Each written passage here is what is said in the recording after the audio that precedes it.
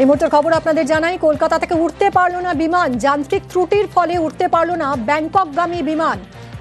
রাত 2:30টায় ছাড়ার কথা ছিল বিমানটির, কিন্তু ছাড়ার ঠিক আগের মুহূর্তেই যান্ত্রিক ত্রুটি ধরা পড়ে, ফলে উঠতে পারল না এই বিমান। কথা বলবো অনুপ আমাদের প্রতিনিধির সঙ্গে। অনুপ, কি জানা যাচ্ছে, কি ধরনের যান্ত্রিক ত্রুটি? কলকাতা থেকে উঠতে পারলো না কলকাতা থেকে ব্যাংককের বিমান, তার কারণে বিমানে যে যান্ত্রিক ত্রুটি সেই কারণে রাত 2:35 নাগাদ বিমানটি একেবারে কলকাতা থেকে ব্যাংককের উদ্দেশ্যে রওনা দেওয়ার কথা ছিল। এবং থাই এয়ারলাইন্সের এই বিমান একেবারে যখন ওড়ার মুহূর্ত তখনই কিন্তু একেবারে দেখা যায় যে বিমানে বুঝতে পারে ডান দিকের যে ফ্ল্যাপ উইং সেখানে কিন্তু একেবারে বস্তুটি নিয়েছিল। পরবর্তী ক্ষেত্রে যান্ত্রিক ত্রুটি দেখা দেয়। এরপরেই বিমান সঙ্গে সঙ্গে পাইলট এডিসি কে জানায় এবং এডিসি জানায় যে বিমানটি একেবারে রানওয়ে থেকে যেতে সরাসরি বে নাম্বারে আনা হয়।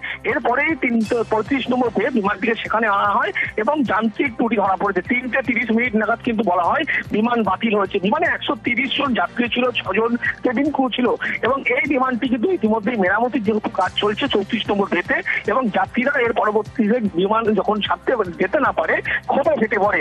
এরপরে যাত্রীদেরকে কিন্তু একটি হোটেলে রাখার ব্যবস্থা করা হয়েছে এবং অন্য বিমানে করে তাদেরকে আজকে কিন্তু কলকাতা থেকে ব্যাংককের উদ্দেশ্যে নিয়ে যাওয়া হবে। ধন্যবাদ অনুপ।